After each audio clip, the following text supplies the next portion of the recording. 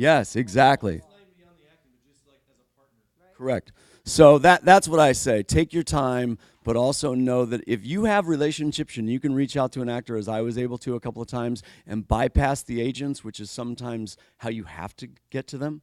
The agent said to me on one casting, no, no, no, no, no, not available, not available. I'm sorry, he's not going to read it. And then I literally ran into him at a street corner in our cars and went, ah.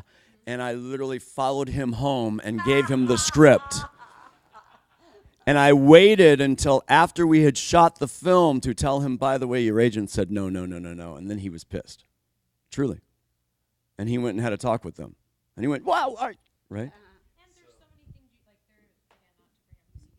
There's so many places you can go see talent. Like go look for talent. Like you don't have to just necessarily put out a casting call. You can be active and go see comedy shows or plays. And I think you can find a lot of talent that way.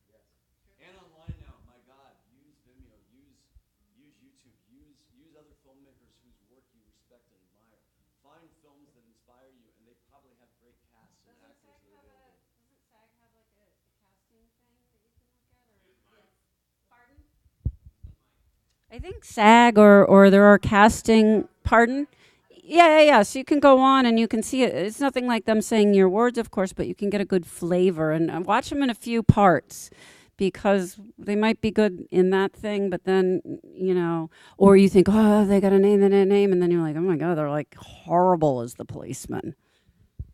I'll just say real quick before we go to questions that, to me, the most important thing, it's not the DP. I mean, the DP is important for a lot of reasons, but the look of the movie, I would say, is not the most important thing. It's like if you put bad actors in front of, it's almost impossible to get past that. If the film doesn't quite look perfect or whatever, you can survive. But bad performances, you don't have a movie. I mean, that's been my experience. And have the time to get the good performances and to have the coverage to craft the performance and editing. Those are more important than getting like the perfect light across the thing. That's when I say I don't care how good it looks. That's usually what I'm talking about. It's like I really would rather have more time with the actors and make sure we got a good performance than it looked good. And people don't notice that shit. They notice the actor. So anyway, so let's do open it up because there's a lot of things we didn't even cover, but it's impossible to cover all of pre-production and production.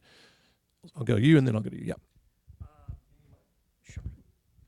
You talked about the importance of sound, and in what way is a skilled and experienced sound person going to make a difference that somebody with great equipment but no experience won't? I can answer that right now. So his question was like, how, first of all, I'm not talking about sound design at the end, like creative sound design and like, all that stuff that can happen at the end, which is a much more creative. I mean, there's a logistical, there's a like fixing problems, and then there's a creative part. I'm talking about just knowing where to put having the gear and putting the mic in the right place so that we can hear clearly what the dialogue is and doesn't sound real far away or whatever. And some, experienced people know how to. I mean, I worked with a guy. My producing partner a few films ago was a 2-time Academy Award-winning sound mixer. He's been nominated 5 times. He does every Spielberg movie. And I watched, he didn't do the sound. He was producing the movie with me, but I watched him work with our sound mixer, who was also terrific. And I've seen like what somebody who really knows what they're doing can do, and it's like amazing. But it's a technical skill, and it's on or off. It works or it doesn't work. It's like you holding the microphone here, and you can't hear it or here where it's clear. Yeah, and that's what it is. And my last film, and again, I don't want to mention any names or whatever, but I had a guy, we had 2 or 3 sound people because we shot over different periods.